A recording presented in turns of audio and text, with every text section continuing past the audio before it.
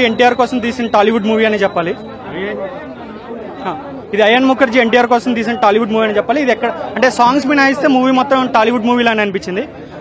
పక్కా pure NTR domination కనిపించింది. యాక్చువల్గా Bollywood movies అంటే మన టాలీవుడ్ వాళ్ళని తక్కువ చేసి చూపిస్తారనుకున్నాం, కానీ ఈ మూవీలో ఎన్టీఆర్ని ఒక మెట్టు ఎక్కువ చేసి చూపించారని చెప్పాలి. సాంగ్స్ పరంగా కూడా సాంగ్స్ కొంచెం డిసప్పాయింట్ చేశాయి, డబ్బింగ్ సాంగ్స్ కాబట్టి. మిగిలినంతా యాక్టింగ్ కానివ్వండి, లేదంటే డ్యాన్స్ కానీ, యాక్షన్ సీక్వెన్సెస్ కానీ, ఎన్టీఆర్ ఇంట్రోకి ఒక సాంగ్ వస్తుంది సైతాన్ బీజిఎం, అదైతే చాలా బాగుంది. అవి ఇందాక అయింది సార్, ఎన్టీఆర్ ఇంట్రడక్షన్ సాంగ్ ఉంటుంది సైతాన్ సాంగ్, అదైతే చాలా బాగుంది. అదే సాంగ్ ని క్లైమాక్స్ లో కూడా తీసుకొచ్చారు.